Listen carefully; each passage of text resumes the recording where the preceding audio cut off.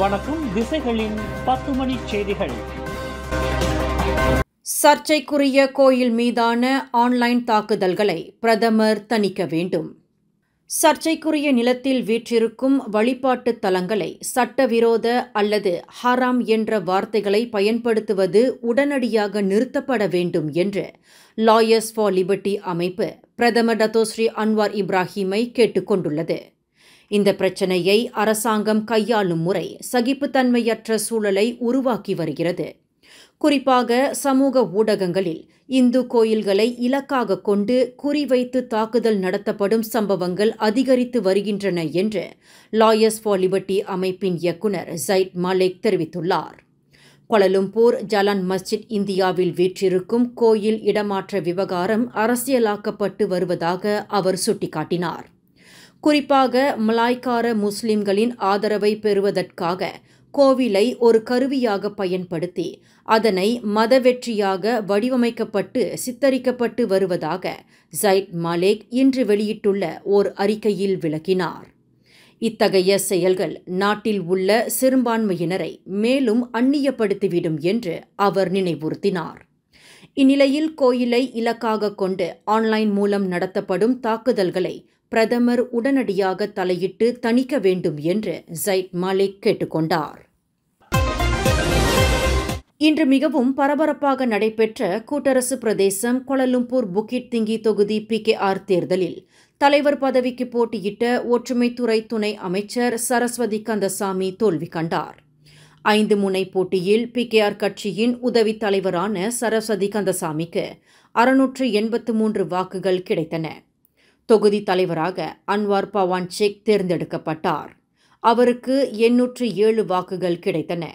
இரண்டாவது இடத்தை பெற்ற சரஸ்வதி கந்தசாமிக்கு 683 வாக்குகளும், மூன்றாவது இடத்தை பெற்ற செல்வமலர் கணபதிக்கு 664 வாக்குகளும், கடைசி இடத்தை பெற்ற கிஷோர்குமார் சந்திரனுக்கு 32 வாக்குகளும் கிடைத்தன. இந்த வாக்களிப்பில் மொத்தம் 2202 பேர் கலந்து கொண்டனர். மலேசிய தேசிய கொடியான ஜாலோர் கமிலாங்கின் வரைபடத்தில் பிறை சின்னம் இன்றி முழுமையற்ற நிலையில் பிரசுரித்து இருக்கும் சீன முன்னணி பத்திரிகையான சின்சியூ டெய்லிக்கு எதிராக மேற்கொள்ளப்பட்ட போலீசாரின் புலன் விசாரணை அறிக்கை மேல் நடவடிக்கைக்காக சட்டத்துறை அலுவலகத்தில் சமர்ப்பிக்கப்பட்டுள்ளது.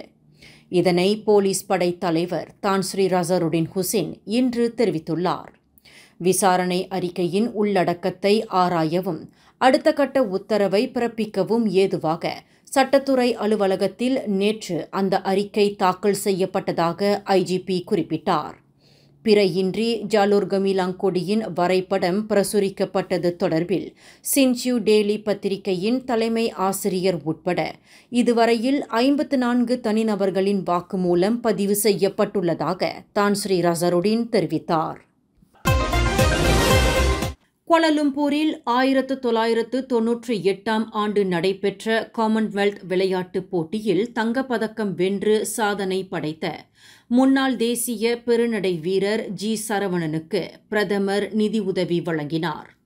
காமன்வெல்த் விளையாட்டுப் போட்டியில் ஆண்கள் பிரிவில் 50 கிலோமீட்டர் தூரம் கொண்ட பெருநடை போட்டியில் மலேசியாவின் பெயரை உலக அரங்கில் மணக்க செய்தவரான சரவணன் கடந்த 2021 ஆண்டு முதல் நரம்பியல் தசை பலவீன நோயினால் பாதிக்கப்பட்டு நிற்கக்கூட முடியாமல் அவதியுற்று வருகிறார். இதனை அறிந்த பிரதமர் டத்தோஸ்ரீ அன்வார் இப்ராஹிம் தமது அரசியல் செயலாளர் டத்தோ அஹ்மத் ஃபர்ஹான் ஃபவுசி மூலம் நிதி உதவியை வழங்கினார். பொட்டாலிஞ்சையாவில் உள்ள மருத்துவமனையில் சிகிச்சை பெற்று வரும் சரவணனை நேரில் சென்று சந்தித்த டத்தோ அஹ்மத் ஃபர்ஹான் ஃபவுசி உடல்நிலை குறித்து கேட்டறிந்ததுடன் நிதி உதவியையும் வழங்கினார். மலேசியர்களுக்கான அமெரிக்கா விசா மற்றும் குடிநுழைவு விதிமுறை நடைமுறைகளில் எந்த மாற்றமும் இல்லை என்று விஸ்மா புத்ரா விளக்கம் அளித்துள்ளது. இருப்பினும் அமெரிக்காவிற்கு செல்கின்ற அல்லது அங்கு வசிக்கின்ற மலேசியர்கள் அந்நாட்டின் விதிமுறைகள் மற்றும் நிபந்தனைகளுக்கு இணங்க அனுசரித்து நடப்பதை உறுதி செய்து கொள்ள வேண்டும் என்று விஸ்மா புத்ரா தெளிவுபடுத்தியுள்ளது. அமெரிக்க அதிபர் டொனால்ட் ட்ரம்பின் நிர்வாகத்தில் வெளிநாட்டை சேர்ந்தவர்களின் விசா ரத்து செய்யப்பட்டு அவர்களின் தாயகத்திற்கு திருப்பி அனுப்பப்படுவதாக வெளிவந்துள்ள தகவல்களுக்கு மத்தியில் விஸ்மா புத்ரா இந்த உறுதிமொழியை தந்துள்ளது. மகளிர் குடும்ப மற்றும் சமூக மேம்பாட்டுத்துறை அமைச்சரான டத்தோசரி நன்சி சுக்ரி இன்று தனது சொந்த ஊரான சரவாக் கூச்செங்கில் உள்ள விஸ்மா சபாத்தியில் ஹரிராயா பொது உபசரிப்பை வெகு சிறப்பாக நடத்தினார். இந்த பொது உபசரிப்பில் பிரதமர் டத்தோஸ்ரீ அன்வார் இப்ராஹிம் கலந்து கொண்டு சிறப்பித்தார். பிரதமர் பிற்பகல் 1:40 மணியளவில் வருகை தந்தார். உடன் சரவா முதலமைச்சர் தான் ஸ்ரீ அபாங் ஜோஹாரி துன் ஓபெங்கும் கலந்து கொண்டார். பிரதமர் அன்வாரும் சரவா முதலமைச்சர் அபாங் ஜோஹாரியும் சுமார் அரை மணி நேரம் செலவிட்டனர். அதிக எடையிலான சரக்குகளை ஏற்றி செல்லும் லாரிகள் மீது நடவடிக்கை எடுக்காமல் இருக்க அந்த கனரக வாகனங்களுக்கு பாதுகாப்பு அளிக்கும் தொந்தோ எனப்படும் சாலை குண்டர்களுக்கு எதிராக சாலை போக்குவரத்து இலாக்காவான ஜேபிஜே அஞ்சாது என்று போக்குவரத்து அமைச்சர் ஆண்டனி லாக் இன்று திட்டவட்டமாக அறிவித்தார். ஜேபிஜே அமலாக்க அதிகாரிகள் கடமையை செய்ய விடாமல் இடையூறு விளைவிக்கும் இந்த சாலை குண்டர்களால் அச்சுறுத்தல் ஏற்பட்டு இருப்பதை அமைச்சர் ஆண்டனி லாக் ஒப்புக்கொண்டார். எனினும் கனரக வாகனங்கள் விதிமுறைகளை அனுசரித்து செல்வதை உறுதி செய்வதற்கு கடமையாற்றி வரும் ஜேபிஜே அமலாக்க அதிகாரிகளுக்கு இத்தகைய இடையூறுகள் ஒருபோதும் விளைவிக்கக்கூடாது என்று ஆண்டனி லாக் வலியுறுத்தினார். இன்று இப்போ இன்ட்ராமூலியா அரங்கில் ஜேபிஜேவின் 79வது ஆண்டு நிறைவு விழா கொண்டாட்டத்தை நிறைவு செய்து வைத்து உரையாற்றுகையில் ஆண்டனி லாக் இதனை தெரிவித்தார்.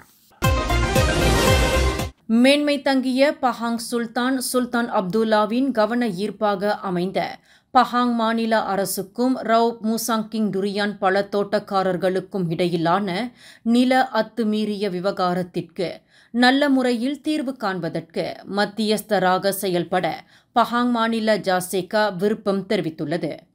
பஹாங் மாநில சட்டமன்றத்தை அதிகாரப்பூர்வமாக தொடக்கி வைத்து சுல்தான் அப்துல்லா ஆற்றிய உரைக்கு தனது நன்றியை தெரிவித்துக் கொண்ட ஜாசேகா ரவுப்பில் மாநில அரசுக்கு சொந்தமான நிலங்களில் கடந்த 20-30 ஆண்டுகளாக அனுமதியின்றி டுரியான் மரங்கள் நடவு செய்யப்பட்டு இருப்பதை ஒப்புக்கொண்டது. அதேவேளையில் ரவுப்பில் நடவு செய்யப்பட்ட மூசாங்கிங் டுரியான் தொழில்துறை அனைத்துலக அளவில் முக்கிய ஒரு சின்னமாக பரிணாமித்துள்ளது என்பதை ஒப்புக்கொண்டுதான் ஆக வேண்டும் என்று ஜாசேகா குறிப்பிட்டுள்ளது. இந்நிலையில் நில விவகாரம் தொடர்பான சர்ச்சையை பஹாங் மாநில அரசுடன் நல்ல முறையில் தீர்த்து கொள்வதற்கு ரவுப்பில் உள்ள டுரியான் மரங்கள் தொழில்துறையை சேர்ந்தவர்கள் தயாராக இருப்பதாக மாநில ஜாசேகா தெரிவித்துள்ளது. கடல் வழியாக சிங்கப்பூருக்குள் சட்டவிரோதமாக நுழைந்த 3 மலேசியர்களை அந்நாட்டு போலீசார் கைது செய்துள்ளனர். 28க்கும் 47க்கும் இடைப்பட்ட வயதுடைய அந்த மூவரும் நேற்று வெள்ளிக்கிழமை பிற்பகல் 2:05 மணியளவில் சிங்கப்பூர் கடலோர ரோந்து போலீசாரால் கைது செய்யப்பட்டனர். புலாவ் சரிம்புன் தீவில் அடையாளம் தெரியாத ஒரு படகின் மூலம் அந்த 3 மலேசியர்களும் சிங்கப்பூருக்குள் நுழைந்துள்ளதாக சிங்கப்பூர் கடலோர போலீசார் இன்று வெளியிட்டுள்ள ஓர் அறிக்கையில் தெரிவித்துள்ளனர்.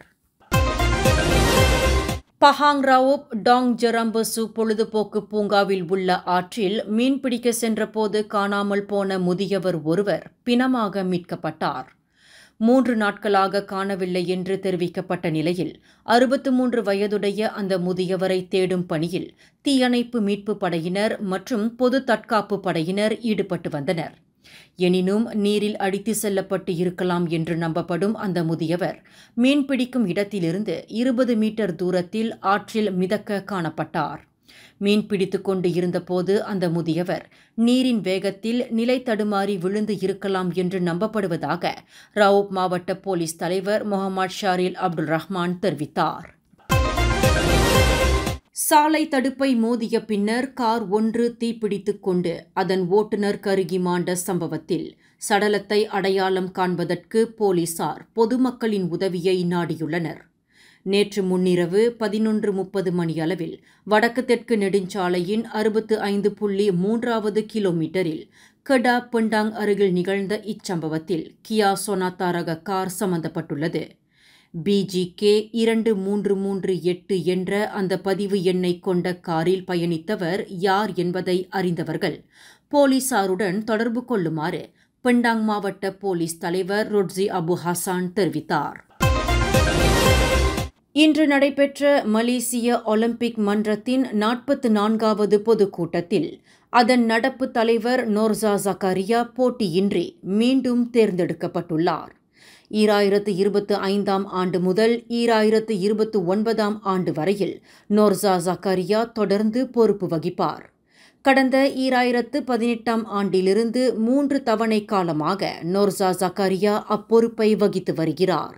மேலும் செய்திகளை தெரிந்து கொள்ள கீழே இருக்கும் பெல் பட்டனை அழுத்துங்கள். உங்கள் மகிழ்ச்சியை வெளிப்படுத்த லைக் மற்றும் ஷேர் செய்யுங்கள். தொடர்ந்து திசைகளோடு இணைந்திருக்க சப்ஸ்கிரைப் செய்யுங்கள்.